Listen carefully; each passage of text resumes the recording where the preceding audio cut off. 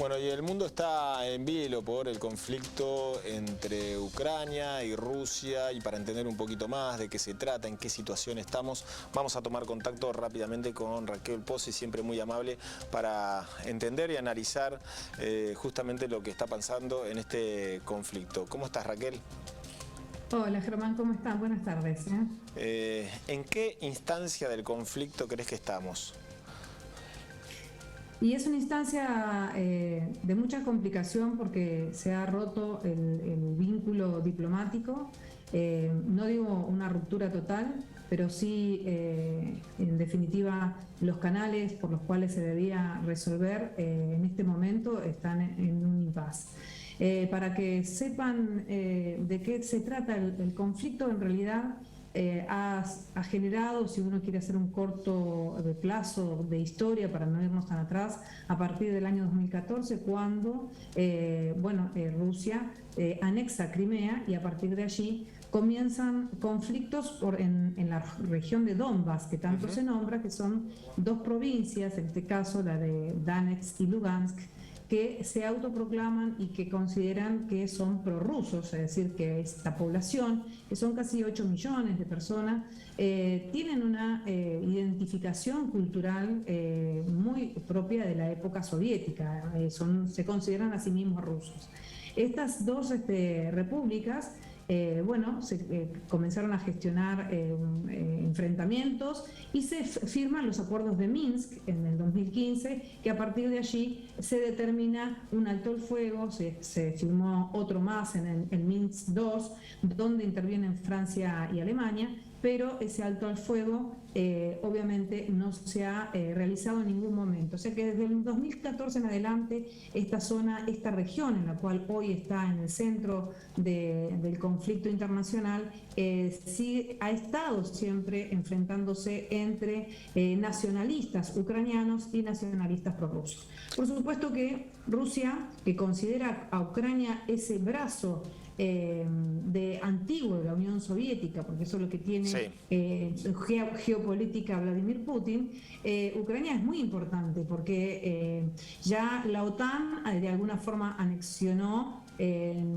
una manera bastante formal a Lituania, Letonia y Estonia, y bueno, Ucrania está por formar parte, no digo que forma parte, pero está por, digamos, pasar al lado de la OTAN. La OTAN es un organismo que viene desde la Guerra Fría, es decir, cuando se conforma la Organización del Tratado del Atlántico Norte, del otro lado le responden con el Pacto de Varsovia. Allí esta es la Guerra Fría, pero el Pacto de Varsovia se cae cuando se disuelve la Unión Soviética, pero queda este organismo. Entonces, ¿qué es lo que plantea Vladimir Putin? Desde el lado de Rusia, observémoslo, plantea que la OTAN tiene un pie dentro de lo que es la antigua Unión Soviética, porque ese es el pensamiento geopolítico. Claro. Por lo tanto, lo que plantea es justamente que se retiren todas las bases militares y militares de la OTAN que hay en Ucrania, y que Ucrania no ingrese a la OTAN. ¿Cuál es la visión de Occidente? La visión de Occidente es, pasos cada vez más agigantados por parte de Rusia de incorporar territorio y, por supuesto, de militarizar una zona que es muy importante tanto para Europa como para Rusia. Para Rusia porque es un enclave económico muy fuerte de la época soviética, un enclave agrícola, y también porque tiene una conexión directa con países de la Unión Europea. Y para la Unión Europea, Ucrania también es importante, porque a partir de allí existe el pasaje del gasoducto que envía gas hacia Europa, hasta tanto empiece a funcionar el otro gasoducto, es el Nord Stream 2, que es el que va directamente desde Rusia a Alemania para evitar Ucrania. Entonces hay un conflicto que tiene varias variables, por lo tanto es difícil a veces abordarlo rápidamente. Una variable geopolítica, una variable militar, una variable cultural y por supuesto la económica, ¿no? Y se puede temer de otra guerra fría, porque ya en algunos medios se hablaba de ese temor.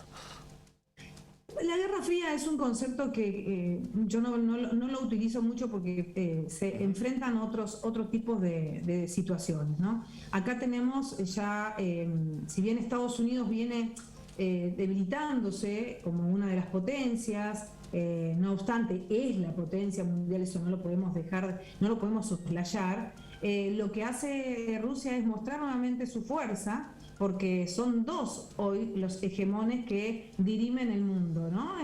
Tanto China como Estados Unidos. Entonces, Rusia busca también proponerse dentro de ese escenario geopolítico, decir, bueno, aquí estoy yo, pero lo que no voy a soportar es que las ex repúblicas soviéticas pasen a estar bajo el mando de Occidente. En este caso, hablamos de Occidente cuando decimos los estados europeos que forman parte de la OTAN, ¿no? Estar ahí al borde de una guerra, yo lo veo difícil. No nos olvidemos que hay potencias nucleares que están dentro de la OTAN y Rusia es una gran potencia nuclear. Entonces, esto de la destrucción de mutua asegurada es muy de la época de la Guerra Fría y ninguno de los dos países que eran hegemónicos en ese momento, la bipolaridad, tanto Estados Unidos como la Unión Soviética, se atrevían ni siquiera a pensar en el tipo de guerra porque era destrucción de todo, destrucción mutua. El único momento álgido fue la crisis de los misiles. Esta, podríamos decir, que se parece mucho a la crisis de los misiles. ¿Por qué? Porque Putin le dice, bueno, me sacás los militares de la región y yo retrocedo. Pero eso es lo que se está por ver. Bien, y mientras tanto Biden, que amenaza con sanciones económicas. Sanciones muy fuertes económicas, sobre todo el sector financiero, que es muy importante para Rusia, porque bueno, no tiene una economía sólida, en eso es una de las variables bastante débiles de Rusia, y esto puede generarle, obviamente, un descalabro económico, pero tiene un socio que va a ayudar, que es China. No obstante, a China yo tendría ahí con Xi Jinping, es una persona muy hábil en los negocios, sabe que hay un gran proyecto que es la Ruta de la Seda, por lo tanto no se va a alinear tan definitivamente, sí lo hace por cuestión histórica, ideológica, pero no va a haber una alineación de escaladas militares, ¿no? No creo que sea esto, me estaría equivocando y mucho. Pero tiene sí un socio comercial, por lo tanto las sanciones de Estados Unidos creo que llegan un poco tarde. Por eso digo que lo que ha demostrado este conflicto es una OTAN que estaba desperdigonada, pero se fortaleció, y una Rusia que estaba allí tratando de mostrar ciertos músculos que los muestra con esta escalada militar. Es un escenario en el cual, bueno, van a dejar varios heridos, no digo heridos militares, pero sí heridos en cuanto a el equilibrio de poder a nivel global. Bien, y por último, ¿qué crees que debe pasar en las próximas horas? Yo sé que es difícil plantearlo en este contexto donde hay tantas cosas en juego. Yo creo que tiene que haber una mesa diplomática. Siempre pienso en la diplomacia, en que los líderes se tienen que nuevamente sentar y decir, bueno, el reconocimiento de estas repúblicas por parte de la Duma en Rusia, que es el parlamento ruso, bueno, es una alta provocación para Occidente. Veremos si Occidente se atreve a dejar estas provincias en manos de, obviamente, de lo que es el égido del poder político ruso. Si eso es así, bueno, estaríamos dentro de un momento diplomático, pero sienta precedentes para que otros también hagan lo mismo que Rusia. Por lo tanto, finalizando y respondiendo a tu pregunta, creo que la vía diplomática y nuevamente a sentarse los líderes a conversar es el único o la única vía posible para resolver un conflicto que nos tiene a todos en vilo porque hay mucha movilización militar y eso realmente pone al rojo vivo este momento geopolítico. Y por último, muy breve, esas dos regiones donde están habitadas por prorrusos, difícilmente den marcha atrás. ¿Cómo podría pasar? No hay manera. No hay manera porque ya se autoproclamaron repúblicas populares.